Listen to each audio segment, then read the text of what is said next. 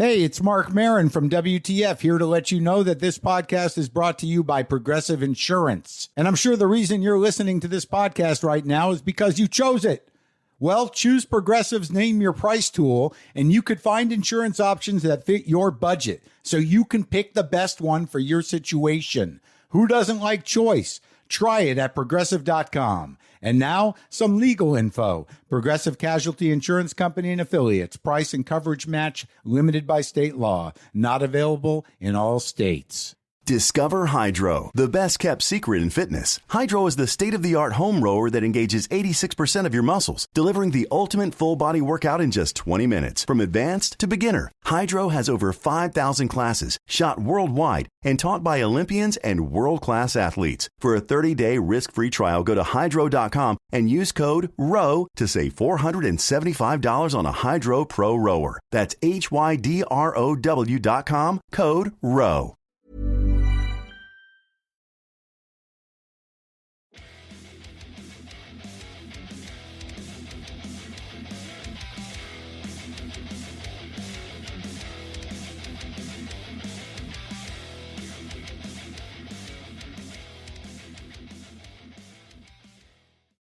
Hello guys, welcome to this week's episode of Heavy Metal Tones. This one's a special interview episode, which I finally wrangled. It took a little bit of time zone adjusting to interview Adrian and Mike from Lord Weird Slough Feg, or as they are known occasionally, Slough Feg. Adrian is the bass player and Mike is the singer and songwriter and musician and founder of the band. This is a rare one for me because I didn't record it on my own. I had Benji sitting in the background behind me, having a bit of a watch along because it's one of his favorite bands, and he was very excited, so I said come along. And he does make an appearance throughout the episode every now and again, so sit back, enjoy the musings of Adrian and Mike from Lord Weird Slough Feg. Take it away, Tony. Hey guys. Hi guys. So thank you for coming on the show, Mike and Adrian from. You'd like to call the Slough Feg or Lord Weird Slough Feg? What would you like to be called? I don't know. You never know. Your Right? choice. Your choice. I would rather call it something else completely. Oh right, is it a bit of a bone of contention? Is it? The Mike Scalzi affair. Got the most Adrian Maestas archetypal. Okay, yeah. Right. So, thank you for coming on the show. I know that you're very busy at the moment working on your new recording it's going to come out soon. I think in January. Is that right? Yeah. Hopefully. Well, we hope so. It should be done by then. I don't know if it'll come out then. Yeah. Well, yeah, finished by January. So it's a follow-up to your 2003 Traveller. Is that right? Yes, it is. Yeah.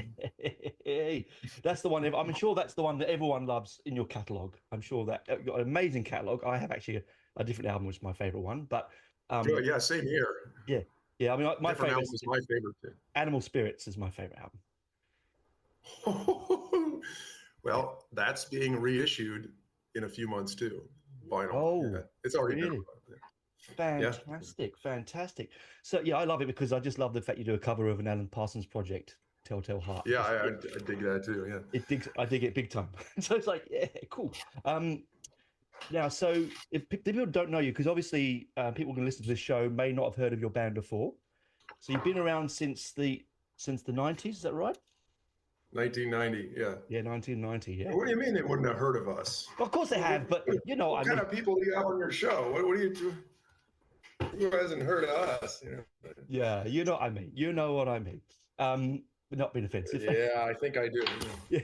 So, because I want to spread the word. Of course, this is what we're interviewing for. I want you to for people to know you and listen more to your stuff. So, so you've been around since then, and I listen to your music, and I hear a lot of Nwabum, so a lot of new wave of British heavy metal in there. A lot of I even hear a lot of prog. I mean, would you say that is the case? Yeah, I think so. Although I'm not a huge advocate of either style. Yeah, I guess I like prog, some prog stuff, but it just hits on it because it's and I like new wave of British heavy metal. I just like the big one, Maiden. Maiden, of course, You know, of course. but that's where you're here. That's just all just derivative of Maiden. The New Wave of British heavy metal stuff. I mean, there's not much other. Is there? I don't know. I don't. Well, there are, but it has different tastes and flavors like everything. But No, I mean, what the bigger? If you hear any other bands besides early Maiden, you know, a little bit of Diamond Head in there. A little bit of Diamond Head, I hear. Really? Yeah, a little bit Demon. A little bit of things like that. But yes, I mean, your first Not album. Witchfinder. Witchfinder. Oh, Witchfinder. Witchfinder's No, good. Witchfind. Witchfind. Yes. Yeah, with a wide D. Yeah. You do sound. They sound a bit more Black Sabbathy, and you're not that doomy. I wouldn't say. Well, I don't know about that. Anyway, we will have our own way we listen to it, I suppose. But well, I mean, if you really want to get into that influence thing, like we're not as doomy as a lot of bands that say they're influenced by Black Sabbath. But I would argue that at least the songs I write are more influenced by Black Sabbath than any other band. Okay, I mean, brilliant. Yeah. Because there's more to Black Sabbath than being slow and heavy. Of course, absolutely. I mean, I'm a huge Black Sabbath fan. Early Black Sabbath, yeah. Well, I actually like the Tony Martin era. That's my favorite era of Sabbath. Ooh. Yeah, sorry. Okay, we won't well, it was because it was the first gig I ever went to was Tony Martin Black Sabbath. Okay. And so the first gig I ever went to was the Fix. Oh, the Fix, Double X. So I think the Fix are the biggest influence of all on Slough Feg, and then Black. Wow! I would never have thought the Fix. There you go. That's a joke. I was going to say thank you. I did go see the first big concert I ever went to was the Fix, but no, it did not inspire me to write. I was going to say bloody hell. Sorry, Mike. I was like, what are you talking about? Not the Fix. I didn't hear that at all. You mean this one? Yeah. I've only got the singles. I don't have the album. I should visit the copy. I'm on the next tour. Ah, right. There you go. That album has Red Skies on it, right? Yeah. Red Skies at Night. Yeah. I saw them on the tour of the record that had One Thing Leads to Another, and Yeah. I came across them by accident by picking up a single that was in a second-hand shop when I was like 14. Yeah. And I was like, oh, this is a great cover. Great. Yeah. The show was great. It was the singer came out of a coffin. Brilliant. Yeah, 1983. Yeah. Oh. And the next concert I saw was I'm talking about big concerts. Yeah. I saw the Fix, and then I saw the Kinks the next year. You lucky bugger! I got to see the Kinks live, and but pretty close to the original. In 1984. That was really great. That influenced the hell out of me because I was surprised that they played like a metal or a punk, but they were really loud and they used distortion. Like I didn't hear that on a lot of the older records, obviously. But they came out and just they used like full-on Marshalls, and it was wow. Anyway. Well, they did say that they invented the fuzz sound. That's one of those. They say that by slicing their amp speaker. I mean, that's what they say. They invented heavy metal. It's true. Yeah, and punk because a lot of punk bands were very into the Kinks. Yeah. Because that London sound. So you're moving on to you got this. You've had so many albums out over the years, right? You said that Traveler's not your favorite. 10. You said a Traveler's not your favorite. What is your favorite? I'm going to put you on the spot. Can you tell me what your favorite is? Me? Are you speaking to Mike? Michael? Yeah. So it's hard for me to say. Probably Down Among the Dead Men. Right. But Twilight of the Idols is also in there. Those two, I think, are the most creative period of the band, and I think those are the best ones. If I had to say are my favorite album, go ahead. Twilight, the Idols is my favorite. I think Twilight is my favorite. I think Down Among the Dead Men is the best one, if that makes any sense. Yeah, no, absolutely. It makes lots of sense. Yeah. So, so if you Twilight is a lot of people's favorite. Yeah, so I love Twilight. It's a great album, but I do, as I said, I just love Animal Spirits. But if you were suggesting to someone who's listening to the show and go, right, I want to listen to the out band, would you say start from the beginning and work down, or is there an order you would take it in? You're suggesting? I'd say start from the beginning. Start from the beginning, yeah. I tell people to start from Traveler. My girlfriend tells people to start from Atavism. Okay, there you go. Yeah, there you go. Because I think Traveler's got a far more complex sound, isn't it? Far more complex than the I think it's more accessible. It's more accessible to the public because it's polished and it's even sounding, and I think people like that it appeals to the masses, and so it's easier to digest as a whole, and so people starting with Traveler, that will convince them to look into the rest of the catalog. Right. Okay. That's a good hint because when you've got a catalog as large as yours and as complex throughout the different albums, it's nice to have a start point. I always start from the beginning and work down, but some people don't. If you recommend Traveler, then that's a good thing for them to do. Now, Traveler's based I think on. it does appeal. Yeah, Traveler's based on Okay. an RPG game, isn't it? It's based on Yes, it is. 1979. The Spinwood. There we go. Ha ha ha. I have to say that I got into RPG back in the very early 80s, 81, 82. Go ahead, keep talking. And I only got into it to paint the figures, to be honest with you. To do what? To paint the figures? Yeah, like little figures and things. My brother was a gamer. Oh. And he had all that stuff. We'd go to, there was a shop in East London that was one of the very first ones that did all the books. And we used to travel across London to go to the very first, I think it was called the Dungeon, I think. And he just chew through them. Myself. Camden? Hmm? Is that in Camden? Yes. Camden? Yeah. Camden. Okay. Yeah. Yeah. My friend Benji, who's in the room over here, he's a massive Slough Feg fan. He's a big RPG gamer. He keeps asking me to go over and play. But one day I will. He's very blurry back there. He's very vague. I can't see Benji there. I can see why you didn't want to show him. Big ugly man. Yeah, no, the shirt he's talking about, you bugger. He looks quite nice, actually, to be honest. It's a great shirt.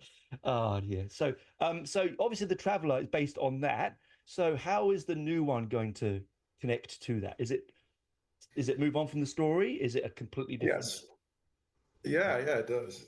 Yeah. Oh, if you'd like me to read you the synopsis. No, I should probably be more organic than that. So, all right. So you really want to know? I'll tell you. It's even stupider than this Traveler story, though. So, and the Traveler story is a monument of ridiculousness. So, but it's wonderful at the same time. Well, of course, it's accessible. That's all that matters.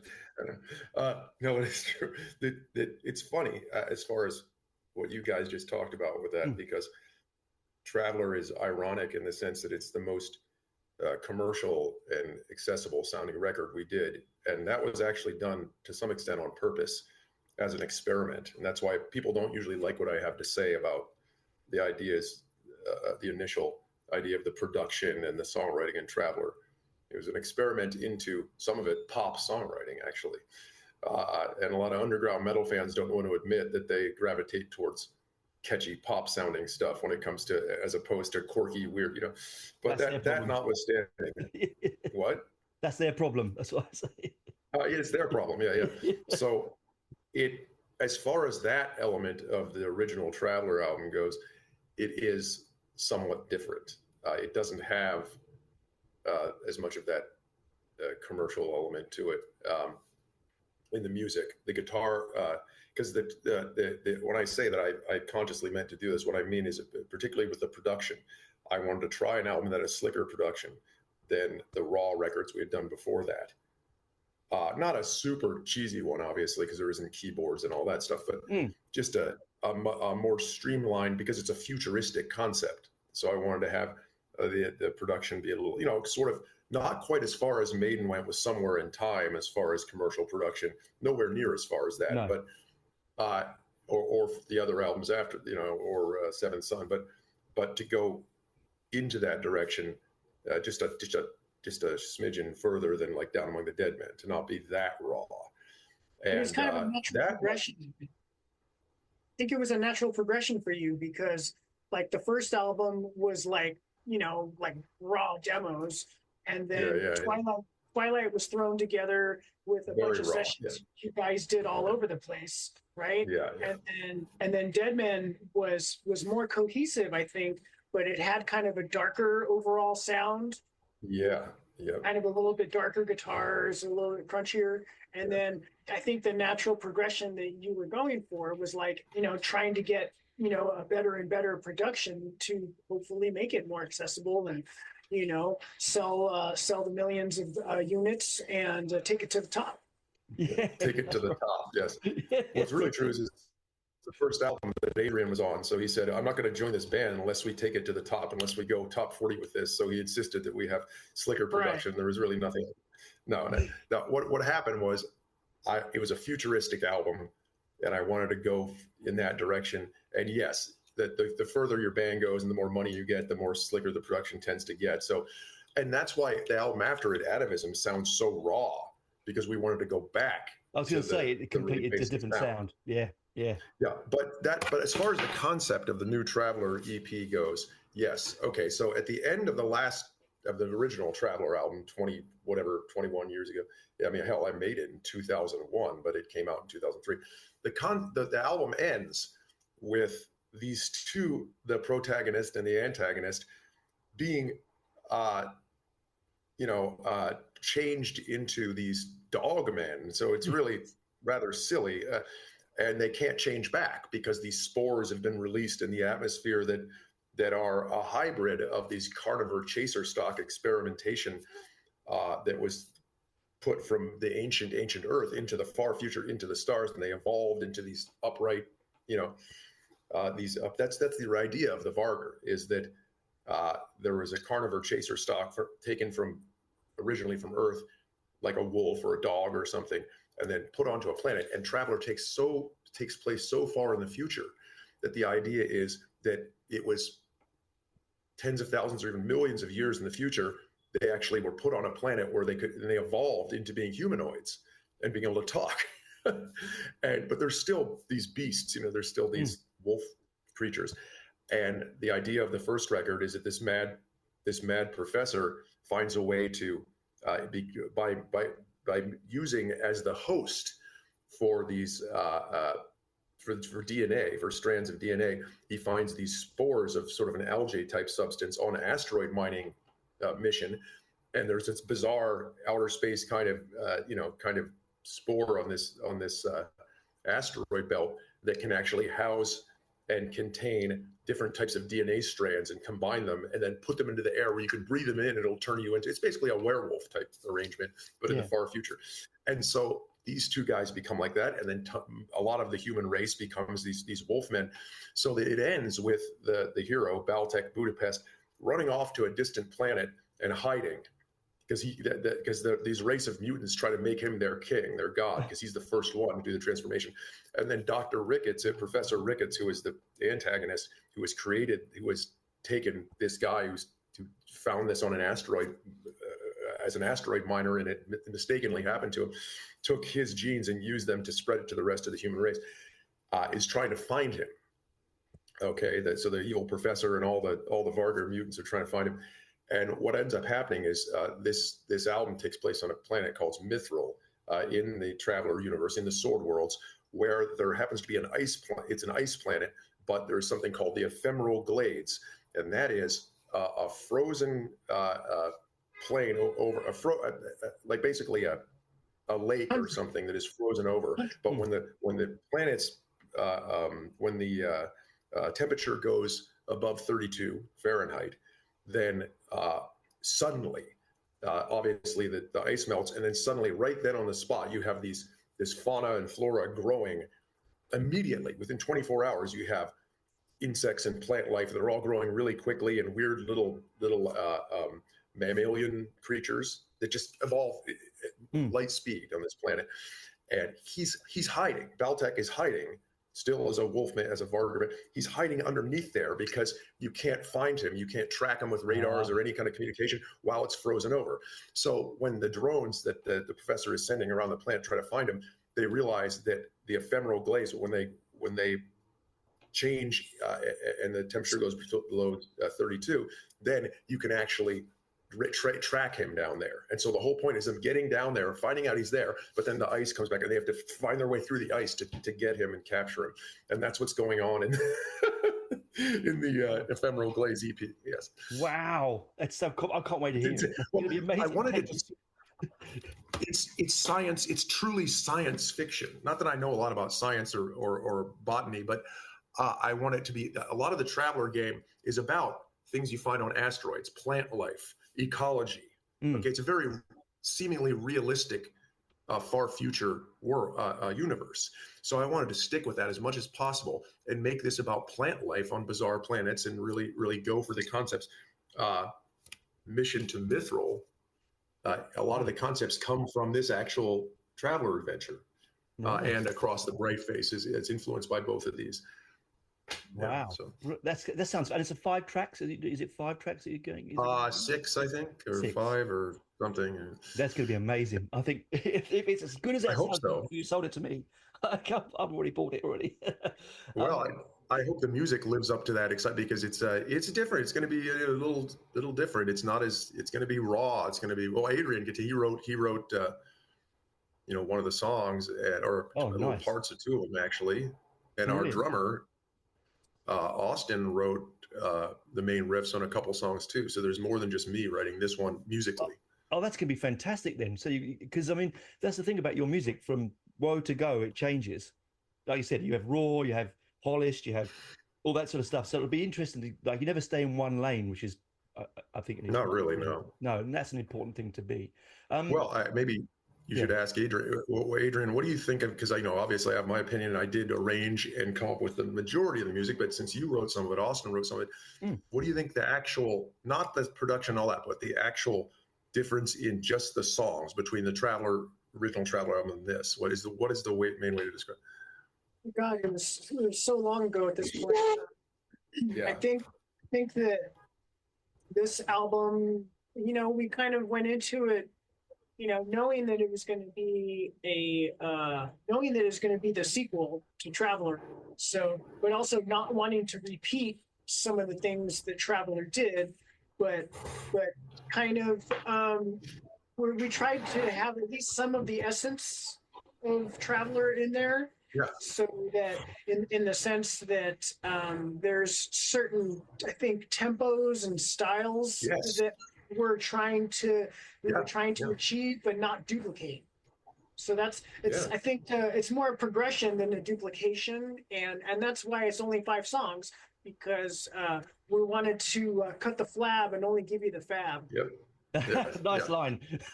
Yeah, I mean, we wrote as much as, at least I thought, was good enough. Was enough music to tell the story, and enough to have a beginning, a middle, and an end. And then at that point, I said, "Why go on? Why have a bunch of filler? That's not what I want to do." Exactly. And also, what Adrian just said is, having said what I said about it not being the same as the other record production-wise and all that, it does have definitely some similar chord progressions and stuff that are sort of harkens back to the original album. The first song has a rhythm to it that sounds not unlike high passage, low passage, and that's intentional to sort of carry the rhythm of it. And then at the end, it reprises some of the themes of the original ones. But there's riffs in the middle of the record too that sound like they could have been on the first one.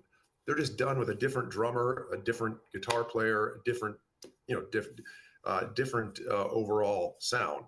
But there are some. Well, I don't know. I'll let the listener be judge of. I'm looking forward. I reckon you could release it in a package with the first one and the second one, and you could just play them back to back. That'd be good. I suppose. Yeah.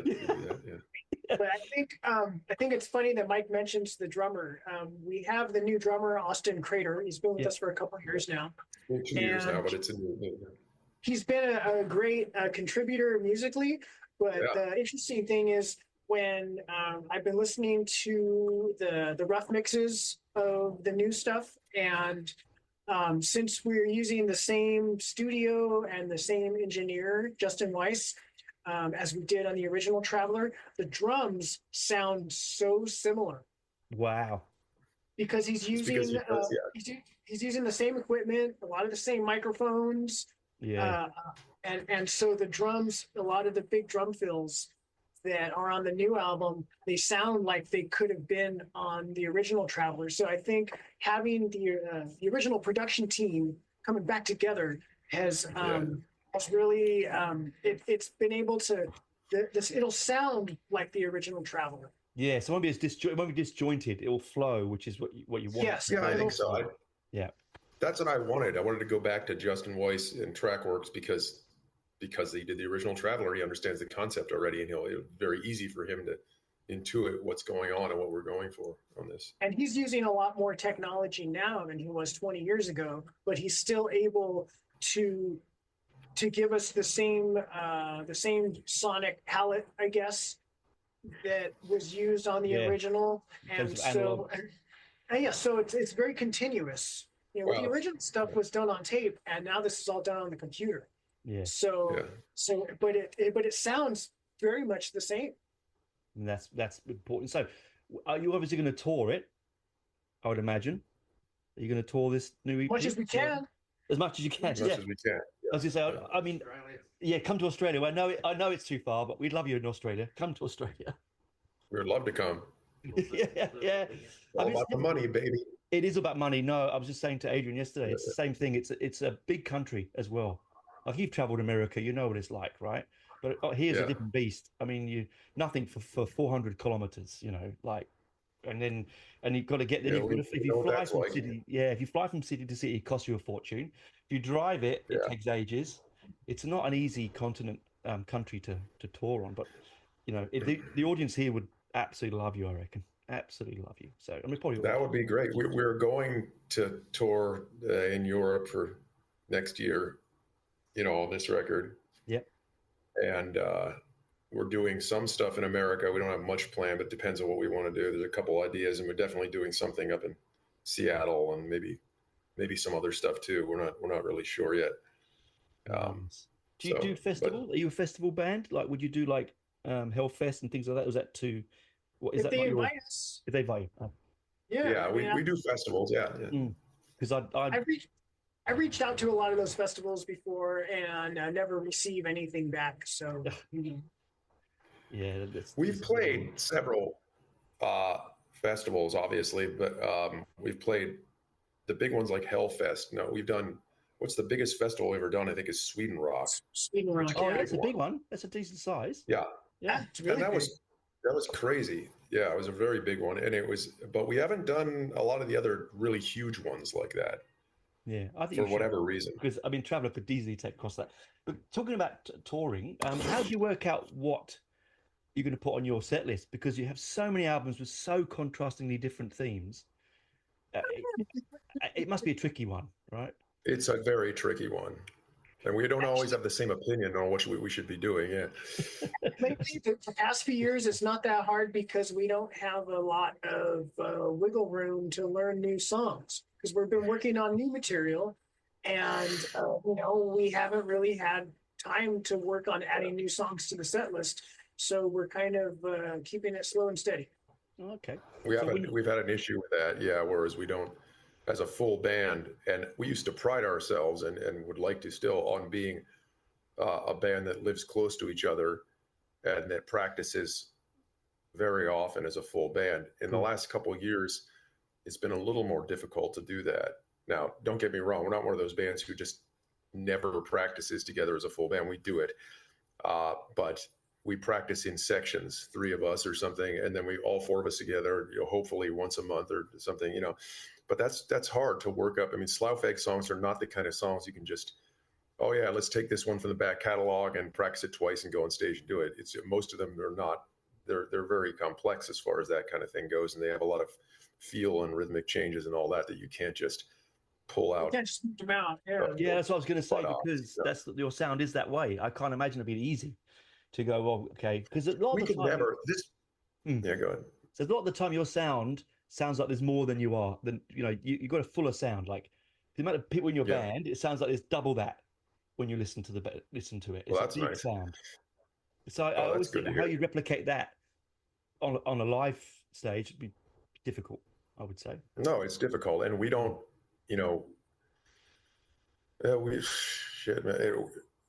we could never be one of those bands that doesn't live in the same geographic area. There's bands who do that, and they just have some pretty standard sounding stuff or whatever. It's all thrash by one. Not that, it's all, not that thrash is easy at all, but suppose we were a sort of a very sort of standard thrash band that did, the drummer just has to have his double bass and everybody kind of goes, that kind of music, often the audience, to be honest, often the audience can't really tell very clearly what's going on. And so it's all about the energy, which is great. If the energy can be very high and it's awesome, but the precision in some forms of thrash music doesn't always have to be there as much, besides the drumming, right? If the rhythm is on and you hear sort of the atmosphere, and someone's playing in the wrong key or something, the audience might not even notice. No, in fact, that's happened before. I'm sure Adrian knows that story as well. We won't get into who said what, but there's no. I mean, about a thrash band that a friend of ours played with, where that actually took place. They were they weren't even tuned to the same key, and the audience had no idea, and the people in the band had no idea. So, I mean, that can happen quite easily with that kind of music for a song or so at a big festival or something where no one can hear anything anyway. Yeah, exactly. So, certain types of metal, of rock music and metal, you could live in different continents and just play on tapes and get together just for the tour or something like that, or practice once or twice. This band could never do that. We are organic. We're an actual band that needs to be in the same room with each other to come up with these things, certainly to write songs and also to get rehearsed. It would never work unless we were, Well, I think that's why the sound appeals to me a lot, because you can tell when a band is, particularly in the modern age, you can tell when a band is just, they're not together. There's not that sort of, like the Beatles when they used to play together. You could hear Beatles albums when they're recording in the same room. You have that feel, right? It's this day and age. I mean, I know people blame COVID and blah blah blah blah blah, but it was going that way anyway. Sort of the digital world where you could record in America and I can do the drums in Brazil and you can do the bass in China. Just set the DAT file over and away you go. You can feel the difference with yours, that it is organic and together. That saying that, Mike, I don't know how you keep your voice. I mean, when you're singing, I mean, I don't. Yeah. It's such a quite frankly, I do not keep my voice. It's quite a distinctive voice, and I can imagine live it must be quite taxing. It's getting a lot harder the older I get. And I won't lie to you, I've had trouble because I push very, very hard, and you could listen to my speaking voice. I sing way above my natural voice, and I could pull it off when I was younger, but it's not as easy to do now. And doing this record and for several years now, it's been very difficult. The singing in the studio, I've had to do a lot of work. The guy I had trouble with this record. I had a very difficult day of singing about a month ago where I couldn't get anything done, and it's very stressful because there's money on the line and all that. And I had to practice, and I'm going to go practice tonight after this singing to keep my voice in shape and not blow it out when I'm in the studio.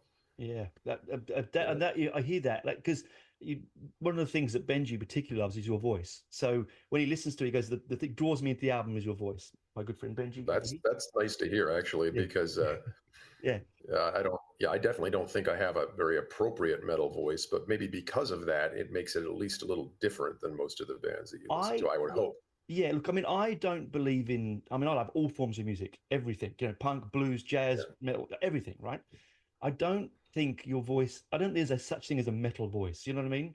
I think what you do is appropriate for what you make, and it sits in that perfectly in that line. You can't all be Bruce Dickinson singing up or up massive high.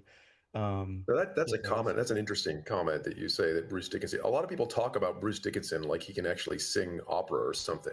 No, he can't at all. He's talk about having no voice left. I mean, when he was, I got a lot in of 1982. He was great, but I said it in a show maybe last year, and the amount of feedback I got, I said he can't do it. Like the later albums, he just goes too fast for what he's trying to sing. He's going really fast. And he can't get the note high. I mean, I saw them recently, and he held the note in Alexander the Great, was unbelievable. It was that's cool. Unbelievable. like a 22-second note he held, and I'm like, he can do it, but he can't do it. He's not 1983 anymore. You know what I mean? He's not. Yeah, I know. And I completely sympathize. I mean, I completely feel when I hear him, sometimes it hurts me because he has a similar issue I have. I think you get older and you can't just push. He pushes so hard, and he doesn't sing with any technique. You can hear it's all in his throat, you know. Yeah. And when I'm playing guitar and everything, I do the same thing. I sing improperly because it's very hard when you get excited and you have a guitar on and everything to use technique. Because I mean, Rob Halford's one of the only ones I know that can sort of still hold that note. Like he can still really sounds. Rob Halford, yeah, he can really sing, or he could. Yeah, He's on a different level. He's Halford and Dio and Ian Gillan are really amazing singers. I'll never be like them. I mean, you know, and a lot of people won't be like them. But do you want to be? That's the point. I think what you do for where you play with your band, and all the people sing in your band as well. Like they all sing to right. You sing the way you should be. I don't think trying to aim for. I think where you are is perfect. You know. No, yeah, I never wanted to sing like Rob Halford, although I'm a huge fan of his and incredibly impressed by what he's been able to do, and Ian Gillan for that matter too, and Dio, like all the guys. But no, I don't. First of all, I couldn't. My voice is too low, and I don't have that. Those guys they're sort of a freak of nature. Those guys, you know, and I just ain't gonna happen anyway. But also, my inclination would not to be. I grew up too much in like the hardcore scene, you know, in the first bands I sang in. So I'm not that much of a high pitched metal singer. Even if I could be, I probably wouldn't, you know, but I just sing the way I sing. It's a very strange thing when you think about how you sing. It's a bizarre relationship you have with how it comes out. I do have a lot of influence by people I don't sound like, and a lot of premeditation. Ever since I started singing in Slough Feg, for some reason, every time I'd write something, I would imagine, believe it or not, I'd imagine Freddie Mercury singing it. I wrote lines because if you're going to go for it, you might as well go for the he's the best. I think, you know. Yeah, exactly. But knowing the whole time I could never sound like Freddie Mercury, you know. But that's who I was writing in my mind. That's who was singing the songs. Now that's a really high bar to try to. I mean, that's ridiculous. So I don't try to sound like him now. I mean, I think it comes out more like, if anybody, maybe Dee Snider, but a much lower and not nearly as skilled. Yeah, I think that's how. Much better. Yeah, much better than Dee Snider. Dee Snider's awful. I don't really. I'm. That's okay. We all have taste of it. When you, but the thing I'll is, take that any day. Yeah. Oh, definitely much better. Your voice, though. So, I mean, when Adrian and yourself are writing songs, do you write them because they're very wordy? I mean, they are quite wordy songs. These aren't songs that, you know, there's lots of space between the lyric, but there's a lot of lyric involved in your songs. Do you think about that with your voice? Is that something that you think about? Oh, absolutely. Yeah. I think I've written the lyrics of every. Oh, no, except for Uncanny, the song that Adrian sang on the last record. Otherwise, I think I've written the lyrics on every. On every Slough Feg song ever. I think so. It's a lot of rock. Except for. Once in a while, the rest of us will like contribute a word or a line or two. Or Once in a while, yeah. But anyway, am I thinking about my voice when I write them? Absolutely, yeah. Yeah. Like, do you? I'm thinking about. Keep going. I'm thinking about anything I can to try to come up with something interesting to say. Quite frankly, at this point, you thinking about? Yeah, it's a lot of years you've been writing for. What are you thinking about now? Sorry, Adrian. Right now? Yeah, what are you thinking about now? I'm thinking about the process of thinking about writing lyrics, obviously, because I'm not distracted. I'm not thinking about parrots right now or anything like that, or or the weather or whatever. Or I'm thinking about the weather a little bit, or the politics. I'm trying not to think about politics very, very desperately. In fact, why'd you just say that? Because this whole interview, I have forgotten that it's election day. I was saying to Adrian before you came. I was saying to Adrian before you came on, like, put your fingers in your ears and just hum for 2 days. You'll be all right. You've got really loud music on. Just ignore the world. Yeah. I want to ignore. Yeah. So, interesting. So you've obviously had quite a few people in your band over the years, and obviously, as bands do, that. That's quite common. Yeah. But you've really synced with Adrian and who was the new drummer? You said his name was Austin. Austin, yeah. So that's really good that you've managed to sink in and using. I would be really privileged, Adrian, if it was me on the New Traveller. Like I'd be like, oh You wow. do what? I'd be really privileged if it was me working on the New Traveller. Album. Oh, well, he was on the first one too. Of course you were. I'm so sorry, Adrian. It was his first record. Old Yeah. man. But honestly, he wasn't in the same sense because Adrian joined when we were sort of in the process of writing Traveler, and really in that album, he sort of just learned the bass parts, and I guess we came up with some of the stuff when you were in the room, but I feel like a lot of it was in the process. I just remember like I didn't really know any of the older material, so we didn't have we didn't have the chance to work on older material. It was like I was the new bass player. Let's make this album. Oh, really? Yeah, I don't even remember what. So it was more like we were just when you came in, it was just like, dude, let's do this album. That was the first thing we did. Yeah, that was the first thing we did was make the album. I mean, Okay. you know, we rarely played older material because, and I was excited to write new material because I was like, you know, I don't want to play these older songs. Let's play some new stuff. As you do. Play some new stuff, man. You know, let's make something. Let's create. You know, and it worked. So you know, here we are. We did. We certainly did. Carol, sorry. I probably lost track of what the question was actually. I was going to say that that's the thing about your albums as well, is that it's quite separated musically.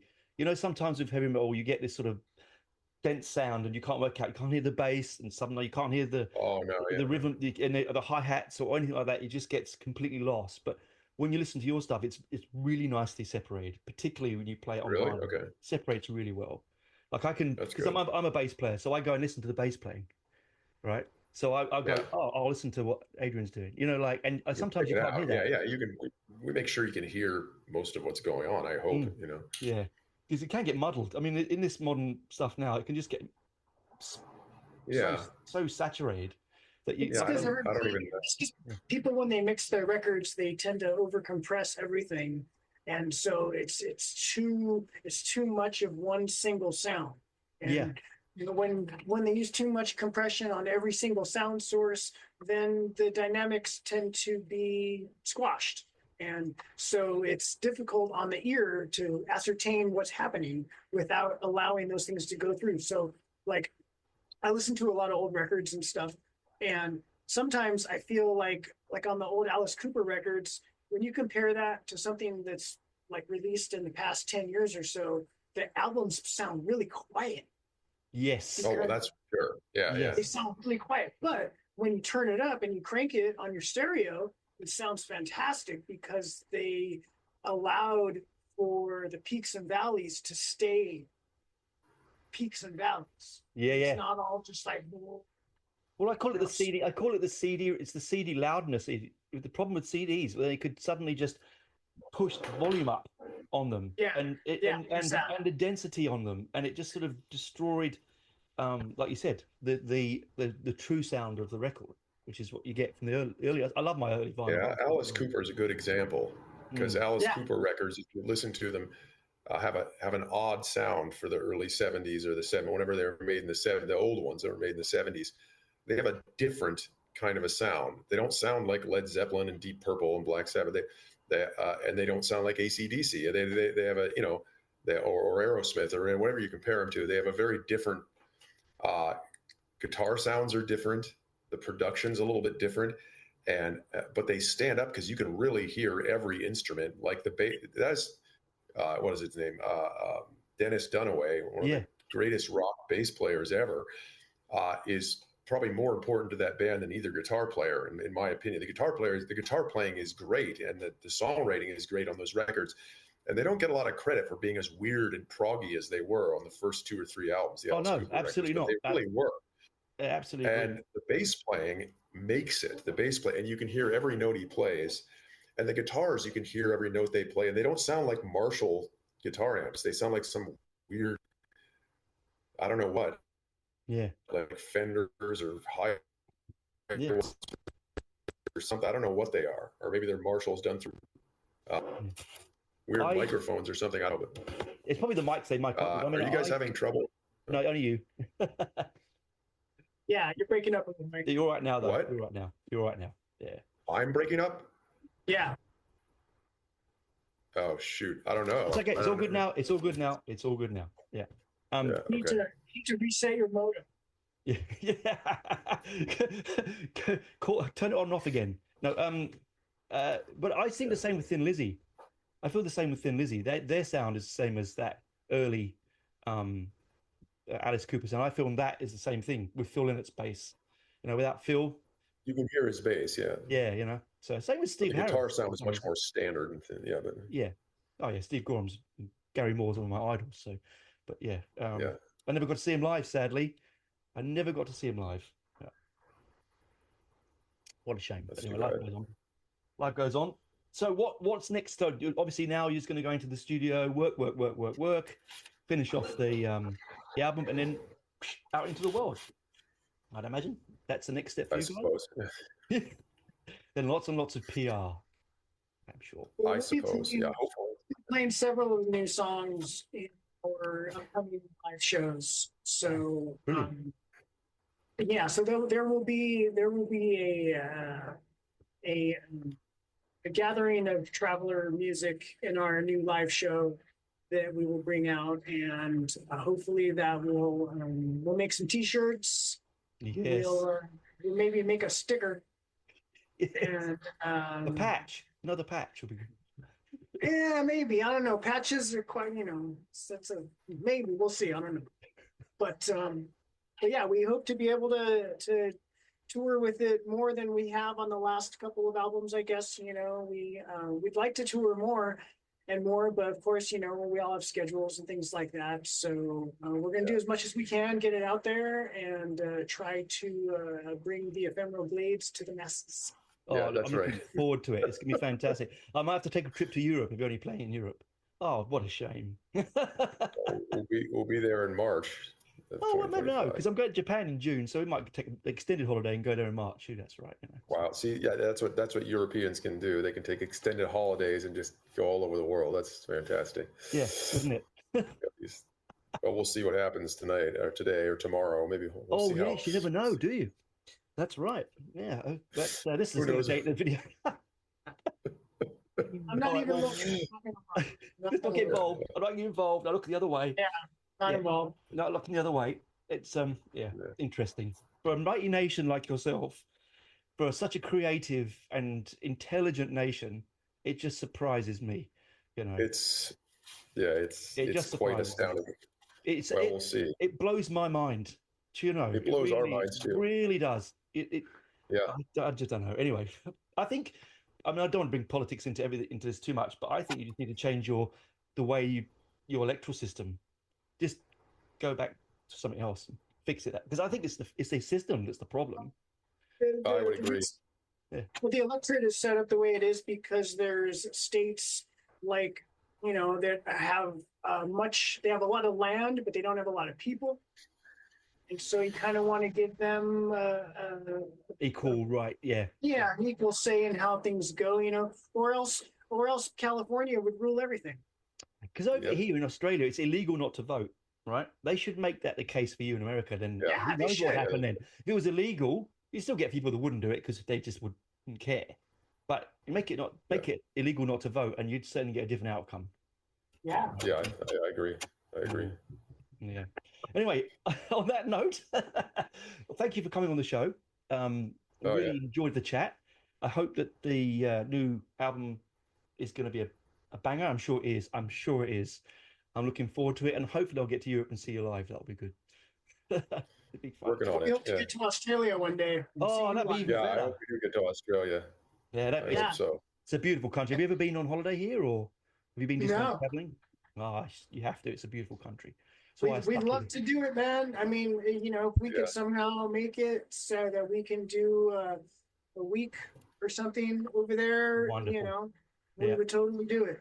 South Coast. I mean, you don't want to go. I mean, people don't go over to Perth. It's too far, mate. No one goes to Perth. It's just like 5 days travel. You just got them down the side of the country.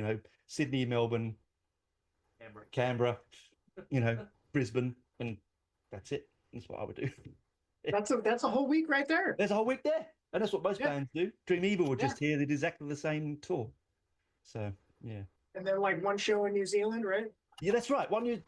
Yes, exactly. Right. You just go and do, I don't know, Auckland or something. Yeah. Because they'll all travel there anyway. It's a small country. All right. Well, thanks for coming on again anyway. And Thank you. this will be on. This will go out. This will go out next week on my show, and I'll put it up on the YouTube channel as well. And hopefully you get lots and lots of listens. I really hope so. All right. Thanks for coming on. Great. Look after your voice. Great. Good luck with your bass parts. Cheers. Okay. Say bye, Benji. Go on. There we go. Thanks, guys. Hey, thanks, man. Love your work. Take it. You look great. I don't know why he's fading you like that. I don't know. Because I always do. You're jealous. You're jealous of his face. I know. Yeah. I am. I know. He's got more beard than me, and it's not grey. I just shaved. No, thanks, guys. Thanks, guys, man. Talk to you Thank soon. Okay. Bye. All right. Bye-bye.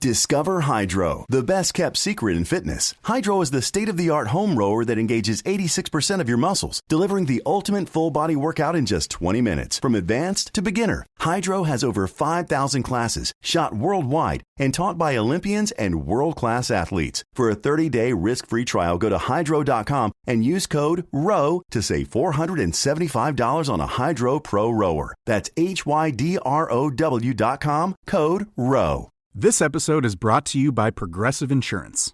Fiscally responsible, financial geniuses, monetary magicians. These are things people say about drivers who switch their car insurance to Progressive and save hundreds. Visit Progressive.com to see if you could save. Progressive Casualty Insurance Company and Affiliates. Potential savings will vary, not available in all states or situations. At Leidos, a brilliant mind is smart, but a brilliant team is smarter. A ship that finds enemy subs is smart, but an autonomous fleet, that's smarter. Defending against cyber attacks? Smart. Stopping attacks before they start? Smarter. And using AI tools is smart. But integrating trusted mission AI into your technology is smarter. We're not just making technology solutions in national security and health. We're making smart smarter. Leidos.